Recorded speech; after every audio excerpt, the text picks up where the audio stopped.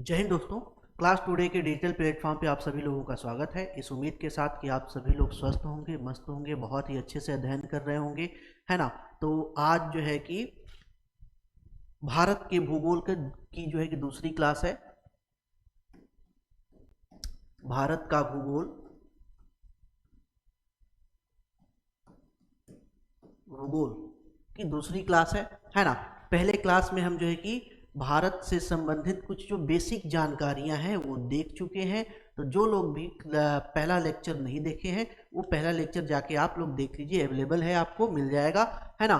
और ये जो है कि दूसरा लेक्चर है। दूसरा लेक्चर यहाँ पे मैंने जो है कि लास्ट क्लास में ही मैंने आपको बताया था कि नेक्स्ट क्लास में हम लोग क्या क्या देखेंगे, कुछ जो है कि भारत से अवस्थिति वगैरह के बारे में, राज्यों वगैरह के बारे में बात करेंगे।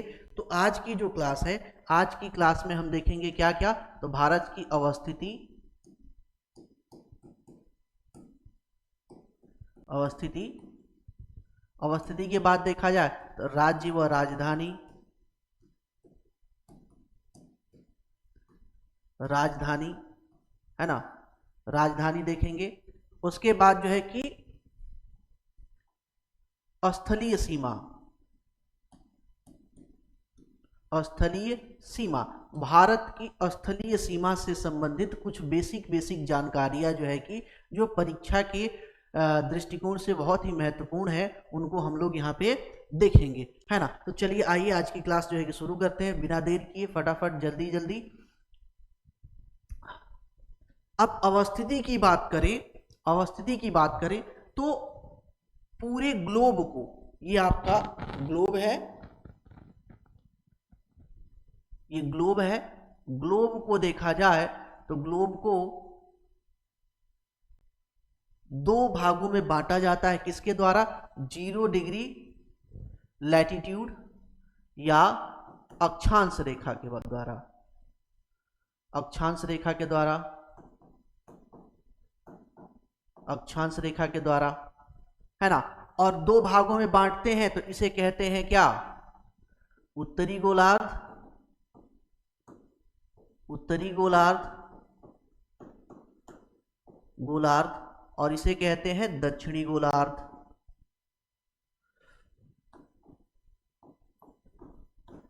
दक्षिणी गोलार्ध, गोलार्ध कहते हैं। इसी तरीके से 0 डिग्री देशांतर है तो 0 डिग्री देशांतर भी पृथ्वी को दो भागों में बांटता है, तो उसे कहते हैं पूर्वी गोलार्ध और पश्चिमी गोलार्ध। यानी कि इस तरीके से अगर हम देखते हैं तो प्रॉपर जो है कि पूरे पृथ्वी को 4 गोलार्धों में बांटा गया है, लेकिन सामान्य तौर पे नॉर्थ और साउथ ज़्यादा जो है कि प्रचलित है, इसी को जो है कि ज़्यादा देखा जाता है। लेकिन ओवरऑल देखा जाए तो पूरे ग्लोब को 4 गोलार्ध में बांटा गया है। 0 डिग्री देशांतर, 0 डिग्री देशांतर पृथ्वी को दो भागों में बांटती है, कौन कौन सी? पूर्वी गोलार्ध और पश्चिमी गोलार्ध में। जबकि 0 डिग्री अक्षांश पृथ्वी को दो बराबर भागों में बांटती है, उत्तरी गोलार्ध और दक्षिणी गोलार्ध, है ना। नॉर्दर्न हेमीस्फीयर और सदर्न हेमीस्फीयर, इस तरीके से दो भागों में बांटा गया है। इसी आधार पे जितने देश हैं, जितने भी देश हैं, भारत ही नहीं, भारत के साथ साथ विश्व के जितने भी देश हैं, सभी देशों की अवस्थिति इसी आधार पर देखी जाती है, इसी आधार पे कैलकुलेट की जाती है ना। तो इसमें अवस्थिति की अगर हम बात करते हैं तो पूछा जाता है कि भारत का सबसे दक्षिणतम बिंदु कौन सा है? दक्षिणतम बिंदु, तो दक्षिणतम बिंदु की बात करते हैं तो ये हो जाता है कन्याकुमारी, कन्याकुमारी, कन्याकुमारी,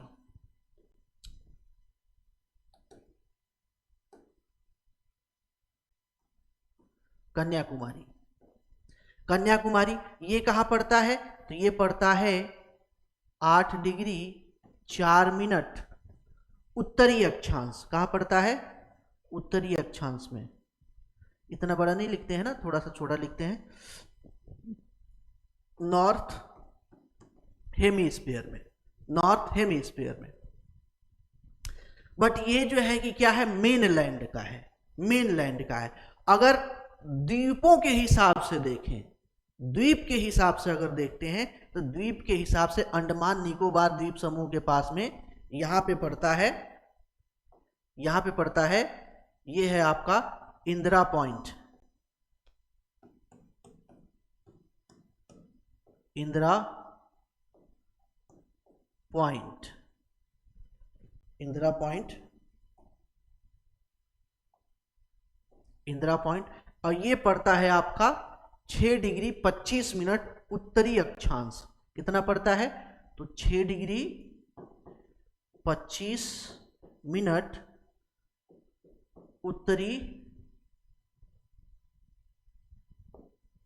उत्तरी अक्षांश, नॉर्दर्न हेमिस्फीयर। ये आपका क्या है? सदर्न पॉइंट है, सदर्न पॉइंट। सबसे अगर मेनलैंड की बात करें तो कन्याकुमारी 8.8 मिनट यानी कि 8 degree 4 minute, sorry 8 degree 4 minute उत्तरी गोलार्ध, और अगर द्वीप के हिसाब से बात करें तो 6 डिग्री 25 मिनट उत्तरी गोलार्ध में जो है कि क्या पड़ता है, ये अक्षांश के हिसाब से पड़ता है। अब अगर बात करें कि उत्तर यानी कि सबसे उत्तर का बिंदु है ना, नॉर्दर्न पॉइंट, नॉर्दर्न पॉइंट अगर देखें तो दक्षिणतम उत्तरतम बिंदु देखें तो ये है आपका यहां पे इंदिरा कौल, इंदिरा कौल, इंदिरा कौल, ये कहां से पड़ता है? तो लद्दाख में पड़ता है। इंदिरा कौल लद्दाख में पड़ता है। ये कितना है?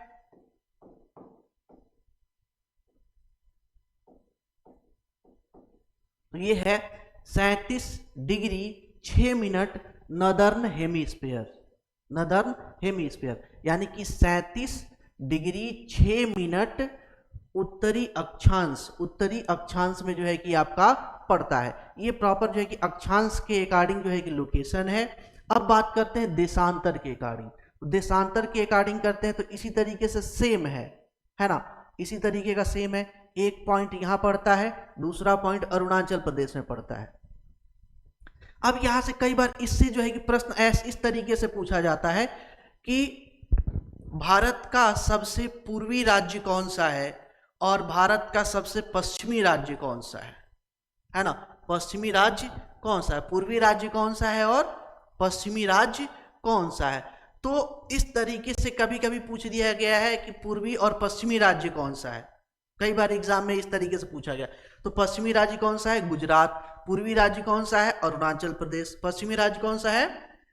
गुजरात, और पूर्वी राज्य अरुणाचल प्रदेश। अब इस क्रम में देखते हो तो यहां पे पड़ता है ये आपका 68 डिग्री 7 मिनट है ना, पूर्वी देशांतर, पूर्वी देशांतर से लेकर के 97 डिग्री 25 मिनट पूर्वी देशांतर तक, पूर्वी देशांतर तक है ना। ये प्रॉपर जो है कि आपका लोकेशन है और इसी हिसाब से जो है कि प्रश्न यहां से बनता है। यही भारत का जो है कि ग्लोब पे लोकेशन है। अब इसके अकॉर्डिंग देखते हैं तो एक दो चीजें और हमें जो है कि इंपॉर्टेंट, यानी कि एक दो और लोकेशंस हमें पता होना चाहिए। एक और लोकेशन ये पता होना चाहिए, ये है आपका भारत मानक समय रेखा, भारतीय मानक समय रेखा, मानक समय रेखा, Indian time standard time line, Indian standard time line. और दूसरी रेखा है ये कर्क रेखा, कर्क रेखा। इसका भी लोकेशन थोड़ा सा जो है कि पता होना चाहिए। तो ये आपका जो इंडियन स्टैंडर्ड टाइम लाइन है ये 82.5 डिग्री से कहां से गुजरती है? 82.5 डिग्री से होकर के गुजरती है। जबकि कर्क रेखा जो भारत के बीचों बीच गुजरती है ये गुजरती है आपकी 23.5 डिग्री, 23.5 डिग्री उत्तरी अक्षांश रेखा है। और ये पूर्वी देशांतर रेखा है ना, पूर्वी देशांतर रेखा है। इसी हिसाब से जो है कि ये प्रॉपर जो है कि भारत का लोकेशन हमें मैप पे, ग्लोब पे दिखता है। अब बात करें यहाँ पे कि ये जो आपकी भारतीय मानक समय रेखा है ये किन राज्यों से होकर के गुजरती है, तो ये कुल जो है कि आपकी 5 राज्यों से होकर गुजरती है, 5 राज्यों से होकर के गुजरती है ना, 5 राज्यों से। अब ये 5 राज्य कौन कौन से हैं, तो ये आपका यूपी है, यूपी के साथ एमपी है, एमपी के साथ साथ छत्तीसगढ़ है, छत्तीसगढ़, उड़ीसा और आंध्र प्रदेश, आंध्र प्रदेश है ना। ये 5 राज्यों से होकर के गुजरती है। किस स्थान से गुजरती है, तो प्रयागराज नैनी से। अच्छा, भारत की मानक समय रेखा की गणना कहां से की जाती है, किस स्थान से की जाती है, तो ये जो है कि आपकी प्रयागराज नैनी,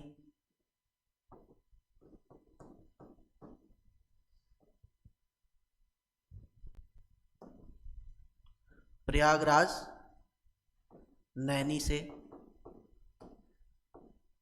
प्रयागराज नैनी से इसकी गणना की जाती है।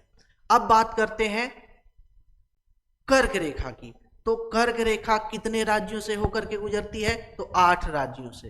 कितने राज्यों से होकर गुजरती है, 8 राज्यों से, 8 राज्यों से होकर गुजरती है। अब वो 8 राज्य कौन कौन से हैं, कौन कौन से 8 राज्य हैं, तो सबसे पहले देखते हैं यहाँ पे, ये है आपका मिजोरम, मिजोरम के बाद त्रिपुरा, त्रिपुरा के बाद पश्चिमी बंगाल, पश्चिमी बंगाल के बाद आपका झारखंड, झारखंड के बाद ये हो गया 1 2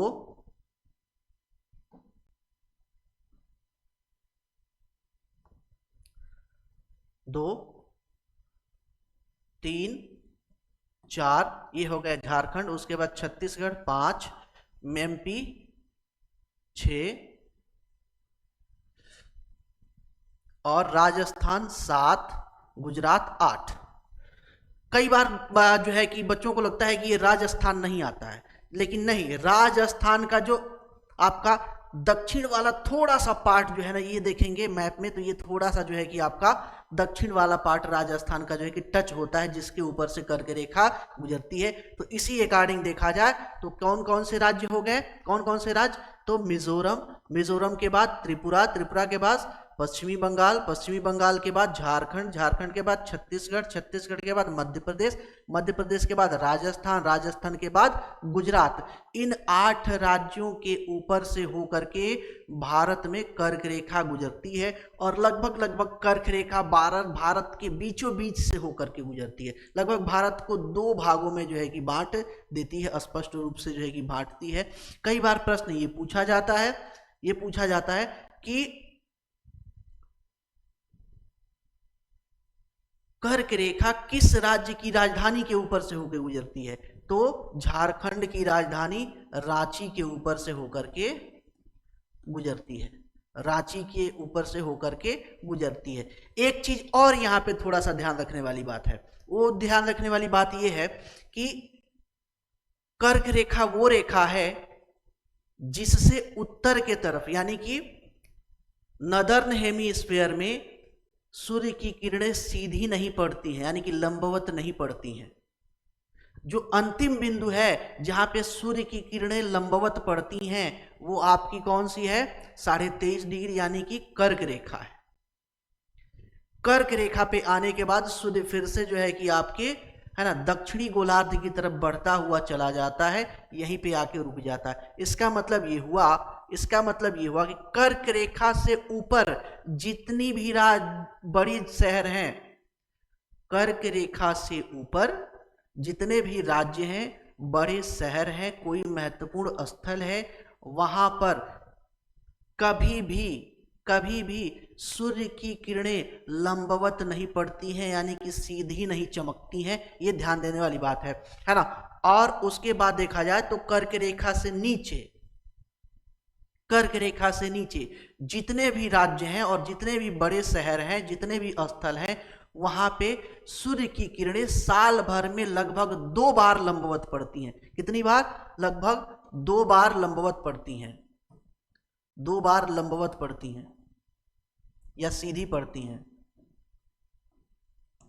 लंबवत पड़ती हैं या सीधी पड़ती हैं।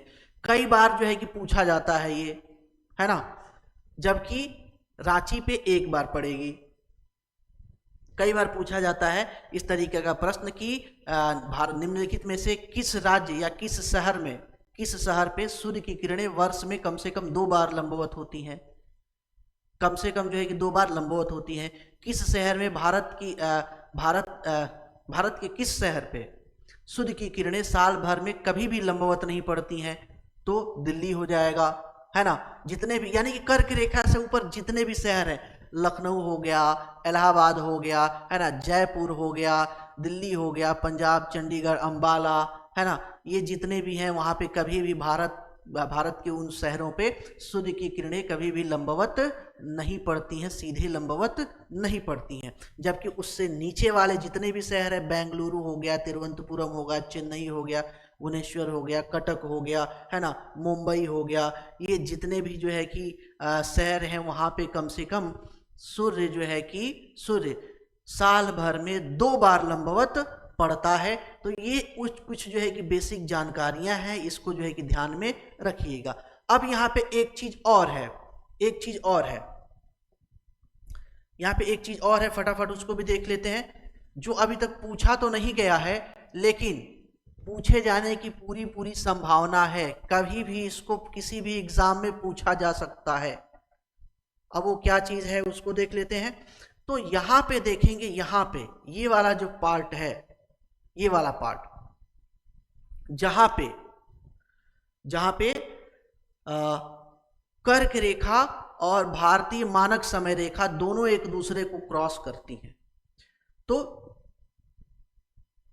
प्रश्न ये बनता है कि भारत के कौन से राज्य हैं जिनके ऊपर से भारतीय मानक समय रेखा और कर्क रेखा दोनों होकर के गुजरती हैं। तो इस कंडीशन में 2 राज्य हमें देखने को मिलते हैं, एक तो एमपी और दूसरा छत्तीसगढ़।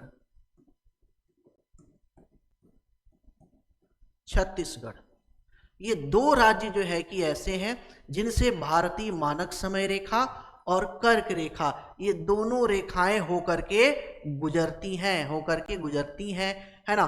क्रॉस कहां पे करती हैं एक दूसरे को? तो एक दूसरे को क्रॉस करती हैं छत्तीसगढ़ में। कहां पे क्रॉस करती हैं? छत्तीसगढ़ में। ये भी चीज याद रखिएगा कि भारतीय मानक समय रेखा और कर्क रेखा दोनों को किस राज्य में एक दूसरे को काटती हैं? किस राज्य में? तो छत्तीसगढ़ में काटती हैं, है ना। अब यहां पे जो है कि राजधानियां देख लेते हैं, भारत की राजधानियां फटाफट देख लेते हैं। तो ये है आपके केंद्र शासित प्रदेश। केंद्र शासित प्रदेश को छोड़ देते हैं,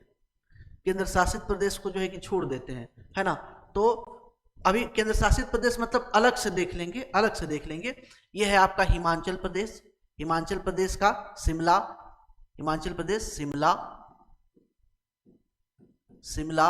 उसके बाद देहरादून, उत्तराखंड, है ना। उत्तर प्रदेश लखनऊ,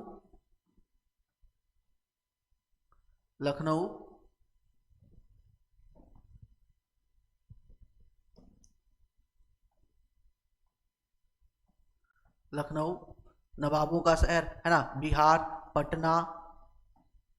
पटना, सिक्किम,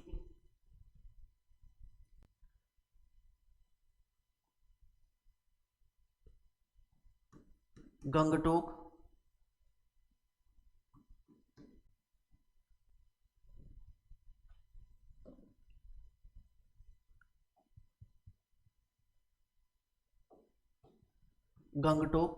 है ना। उसके बाद देखते हैं असम का दिसपुर, अरुणाचल प्रदेश ईटानगर,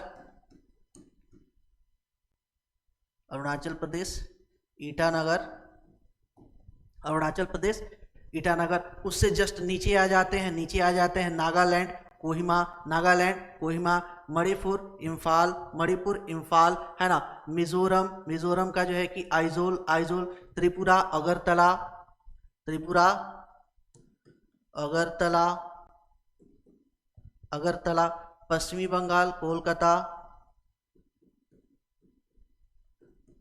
पश्चिमी बंगाल कोलकाता। रांची झारखंड की राजधानी, रांची, रांची। और उड़ीसा का भुवनेश्वर, भुवनेश्वर। छत्तीसगढ़ रायपुर, रायपुर, रायपुर। उसके बाद देखते हैं आपका आंध्र प्रदेश अमरावती, अमरावती। तमिलनाडु चेन्नई, चेन्नई। और केरल तिरुवनंतपुरम,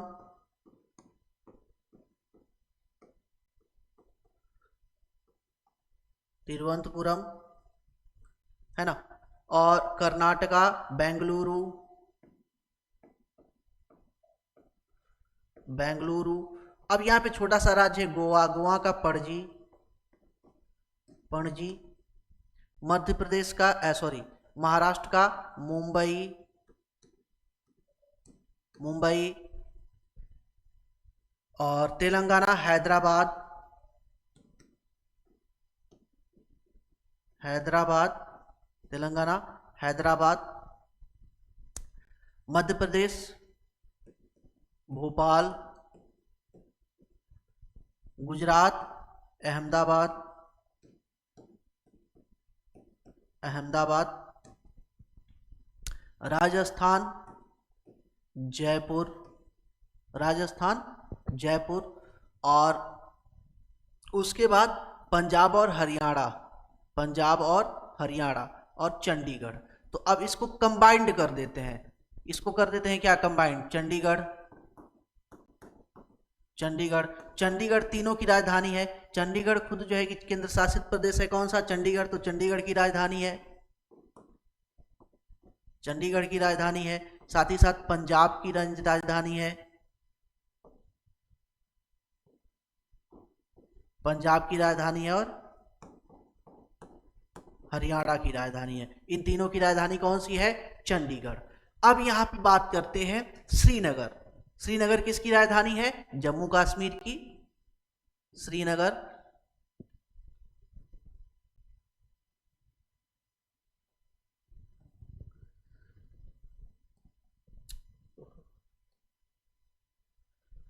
श्रीनगर।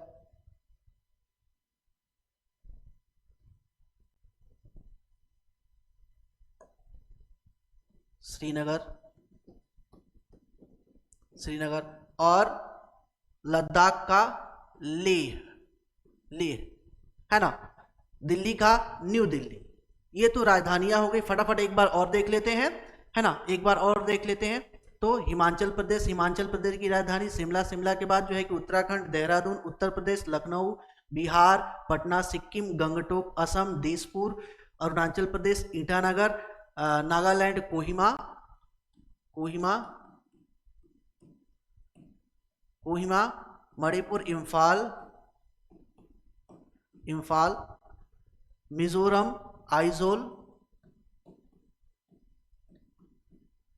आइजोल, त्रिपुरा अगरतला, पश्चिमी बंगाल कोलकाता, पश्चिमी बंगाल कोलकाता। एक चीज और रह गया है, शिलोंग, मेघालय का शिलोंग, मेघालय शिलोंग।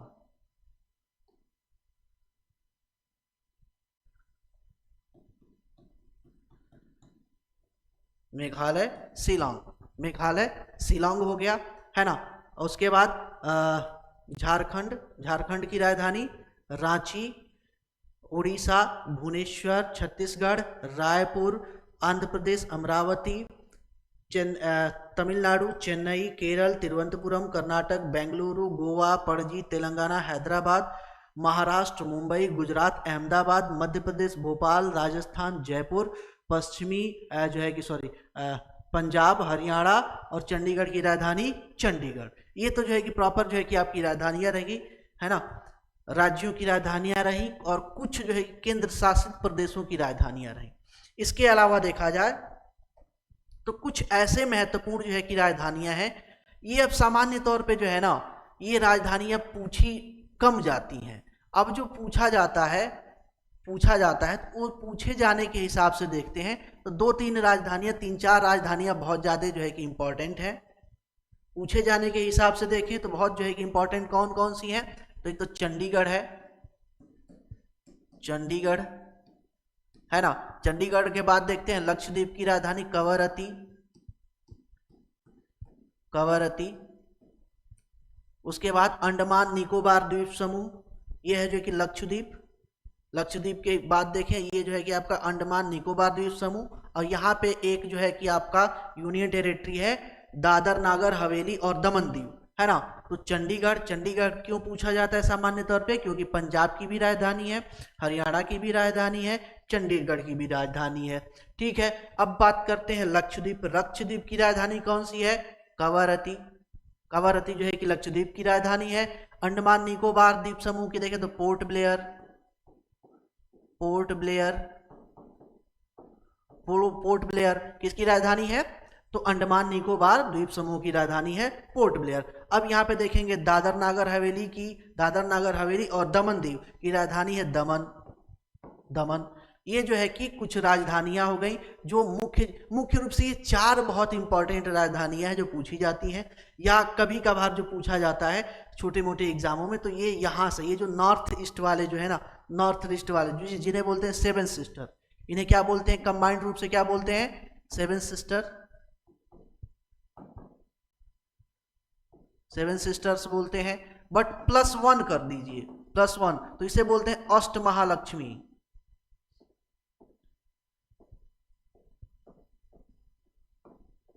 महालक्ष्मी, अष्ट महालक्ष्मी, है ना, अष्ट महालक्ष्मी। 7 सिस्टर +1 मतलब कौन, सिक्किम।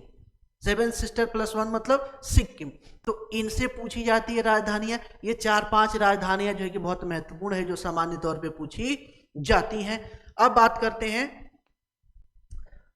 स्थल सीमा की, भारत की लगी स्थल सीमा। तो अगर स्थल सीमा की अगर हम बात करते हैं तो भारत कुल जो है कि भारत कुल 5 देशों के साथ स्थल सीमा का 7 देशों के साथ स्थल सीमा का निर्माण करता है। कितने देशों के साथ स्थल सीमा का निर्माण करता है, 7 देशों के साथ स्थल सीमा का निर्माण करता है। कौन कौन सा, एक आपका ये हो गया पाकिस्तान, दूसरा अफगानिस्तान, तीसरा चाइना, चौथा नेपाल, पांचवा भूटान, छठा म्यांमार और सातवां बांग्लादेश। 7 देशों के साथ भारत अपनी स्थलीय सीमा साझा करता है। कितने देशों के साथ साझा करता है 7 देशों के साथ। भारत अपनी स्थलीय सीमा 7 देशों के साथ साझा करता है। कौन कौन से हैं, पाकिस्तान, एक बार फिर से देख लेते हैं, पाकिस्तान, अफगानिस्तान, चाइना, नेपाल, भूटान, म्यांमार और बांग्लादेश। अब यहां से जो प्रश्न पूछा जाता है, एक प्रश्न ये पूछा जाता है कि किस देश के साथ भारत की सबसे बड़ी स्थल सीमा है, किस देश के साथ भारत की सबसे बड़ी स्थल सीमा है। तो यहां पे जो है कि देखा जाए तो एक ट्रिक आता है, बचपन से MBA,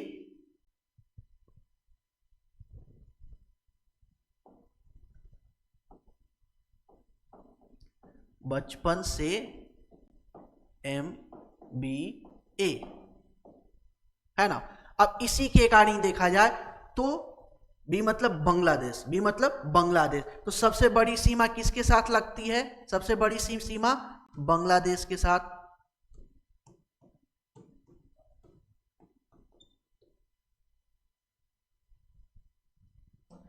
सबसे बड़ी सीमा लगती है बांग्लादेश के साथ।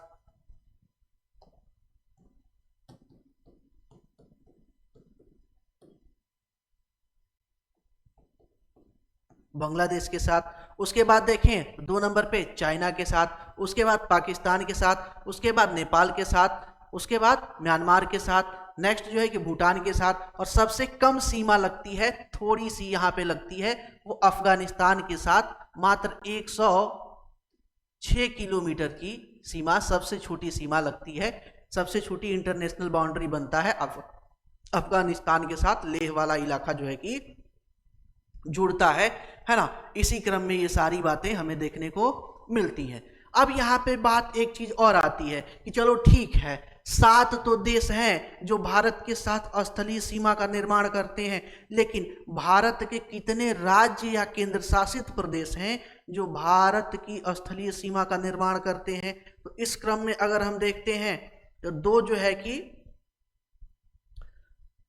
16 राज्य प्लस 2 केंद्र शासित प्रदेश यानी कि टोटल 18 राज्य व केंद्र शासित प्रदेश मिलकर के भारत की स्थल बाउंड्री का निर्माण, स्थल सीमा का निर्माण करते हैं। जबकि केवल अगर हम राज्यों की बात करें तो 16 और केवल केंद्र शासित प्रदेशों की बात करें तो 2। अब 2 केंद्र शासित प्रदेश कौन कौन से हैं? 2 केंद्र शासित प्रदेश कौन कौन से हैं? तो 2 केंद्र शासित प्रदेश में हम देखते हैं कि यह आपका जो है कि हो गया जम्मू कश्मीर और ये हो गया लद्दाख।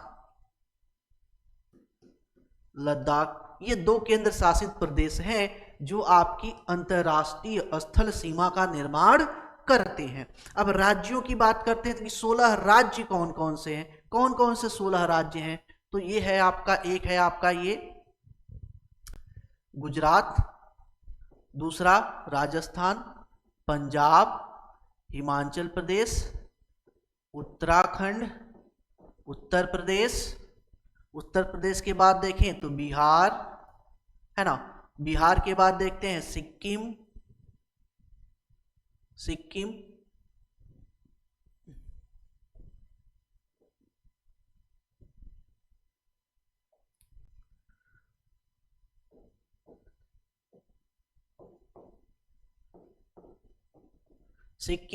उसके बाद 8वां असम के बाद देखें तो 9 नंबर अरुणाचल प्रदेश, 10 नंबर आपका नागालैंड, 11 नंबर आपका हो गया मणिपुर, 12 नंबर हो गया आपका क्या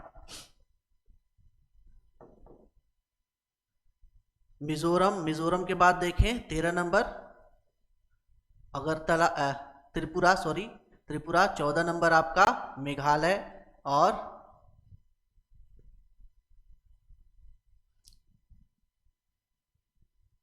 कितने राज्य हो गए? 16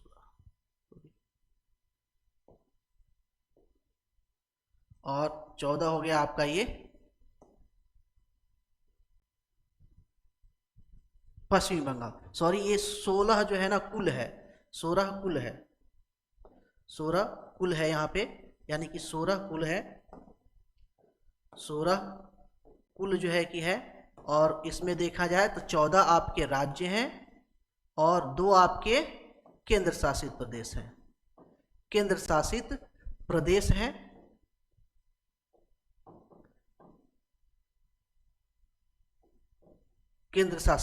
हैं, जो मिलके जो है कि स्थलीय सीमा का निर्माण करते हैं। कौन कौन से? एक बार फिर से देख लेते हैं। राजस्थान, है ना, गुजरात, राजस्थान, पंजाब के बाद आपका हिमाचल प्रदेश के बाद उत्तराखंड के बाद उत्तर प्रदेश, बिहार, सिक्किम के बाद जो है कि आपका असम के बाद अरुणाचल प्रदेश के बाद नागालैंड के बाद आपका मणिपुर, मिजोरम के बाद त्रिपुरा के बाद मेघालय के बाद पश्चिमी बंगाल। ये 14 राज्य और प्लस 2 केंद्र शासित प्रदेश मिलके जो है कि अंतरराष्ट्रीय स्थल सीमा का निर्माण करते हैं, है ना। अंतरराष्ट्रीय स्थल सीमा का निर्माण करते हैं। ये जो है कि इस तरीके से जो है कि आपका प्रॉपर जो है कि देखने को मिलता है। अब यहाँ पे एक चीज और देख लेते हैं फटाफट, कुछ चीजें और इसमें जो है कि हैं, उनको फटाफट जल्दी से निपटाते हैं इसको।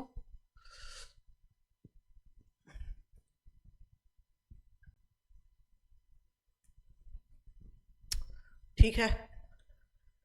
अब पाकिस्तान के साथ कितने जो है कि राज्य भारत के राज्य और केंद्र शासित प्रदेश लगे हुए हैं? तो यहाँ पे देखते हैं तो 5 लगे हुए हैं, 5 कुल जो एक देखा जाए तो 5 लगे हुए हैं, 5। इसमें 2 आपके केंद्र शासित प्रदेश हैं, बाकी के 3 आपके राज्य हैं। 3 राज्य कौन कौन से हैं? गुजरात, 5 राज्य इससे लगे हुए हैं टोटल। गुजरात, गुजरात के बाद राजस्थान, राजस्थान के बाद पंजाब, जम्मू कश्मीर और लद्दाख। 5 कौन कौन सी सीमा से लगे हुए हैं? तो गुजरात, राजस्थान, पंजाब, जम्मू कश्मीर और लद्दाख, ये 5 जो है कि आपके कुल राज्य और केंद्र शासित प्रदेश लगे हुए हैं। लेकिन अब ध्यान देने वाली बात यह है कि कुल कितने राज्य या केंद्र, प्रश्न किस तरीके से पूछ रहा है ना, उसके अकॉर्डिंग हम यहाँ पे देखना पड़ेगा कि केंद्र शासित प्रदेश पूछ रहा है, केवल राज्य पूछ रहा है, या दोनों पूछ रहा है, कुल की बात कर रहा है। तो कुल की बात करेंगे तो 5, केंद्र शासित प्रदेश की बात करेंगे तो जम्मू कश्मीर और लद्दाख 2, जबकि राज्यों की बात करेंगे तो 3, राज्यों की बात करेंगे तो 3।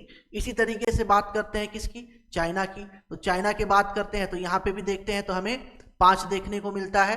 5 इसमें जो है कि इसमें भी 5 हमें देखने को मिलता है ना। एक तो हो गया आपका लद्दाख, लद्दाख, हिमाचल प्रदेश, उत्तराखंड, उत्तराखंड, उसके बाद सिक्किम, सिक्किम के बाद अरुणाचल प्रदेश। ये 5 जो है कि आपके कुल जो है मिला के लगे हुए हैं, जिसमें एक आपका केंद्र शासित प्रदेश, बाकी आपका राज्य लगे हुए हैं, यानी कि कुल 5 मिलके स्थलीय सीमा का निर्माण करते हैं। अब यहाँ पे देखेंगे तो 2 आपके जो है ना, चाइना और भारत के बीच में 2 बफर राज्य या बफर स्टेट मिलते हैं, एक नेपाल और दूसरा भूटान, नेपाल और भूटान। इसी तरीके से बात करते हैं कि म्यांमार से कितने राज्य लगे हुए हैं? तो 4। म्यांमार से कितने राज्य लगे हुए हैं? 4। कौन कौन से लगे हुए हैं 4 राज्य? तो यह है आपका अरुणाचल प्रदेश, नागालैंड, मणिपुर, मिजोरम। कौन कौन से? नागालैंड, सॉरी, अरुणाचल प्रदेश, नागालैंड, मणिपुर और मिजोरम, मणिपुर और मिजोरम। भूटान की बात करें तो भूटान से जो है कि 4 राज्य लगे हुए हैं, भूटान से भी 4 राज्य लगे हुए हैं। 4 राज्य कौन कौन से? सिक्किम, पश्चिमी बंगाल, असम, अरुणाचल प्रदेश, असम, अरुणाचल प्रदेश।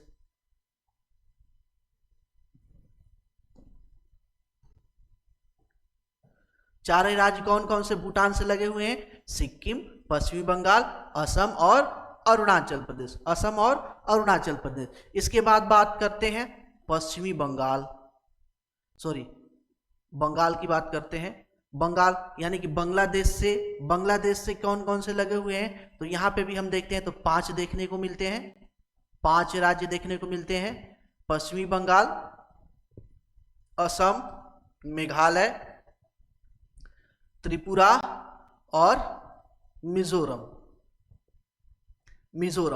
5 राज्य, भारत के 5 राज्य जो है कि बांग्लादेश से के साथ सीमा साझा करते हैं। कौन कौन से? पश्चिमी बंगाल के बाद असम, मेघालय, त्रिपुरा और मिजोरम। ये कुल जो है कि ये राज्यों की सीमा जो है कि स्थलीय सीमा कंप्लीट होती है। स्थलीय सीमा के बारे में हमने प्रॉपर देख लिया कि कितने राज्यों के साथ मिलके जो है कि स्थलीय सीमा बनती है, कितने देशों के साथ मिलके स्थलीय सीमा बनती है। सबसे बड़ी सीमा किसकी होती है, किसके साथ बनती है? तो बांग्लादेश के साथ। सबसे छोटी सीमा किसके साथ बनती है? अफगानिस्तान के साथ, है ना। और इसी तरीके से राज्य वाइज कौन से राज्य के साथ कौन से देश के साथ कौन कौन से राज्य लगे हुए हैं, तो ये प्रॉपर जो है कि हमें जानकारी देखने को मिलती है। ये प्रॉपर एक अब जो है कि सामान्य मैप के बारे में जो है कि जानकारी हमें मिल गई, और स्थल सीमा किसके कैसे निर्माण हो रहा है इसके बारे में हमने प्रॉपर देख लिया। तो आज के क्लास में इतना ही रहने देते हैं। इससे आगे जो है कि दूसरी क्लास में देखा जाएगा जलीय सीमा, भारत की जलीय सीमा, और कुछ जो है कि आगे की 1-2 टॉपिक देखा जाएगा। आज की क्लास में इतना ही रहने देते हैं, मिलते हैं आपसे नेक्स्ट क्लास में। आज के लिए धन्यवाद।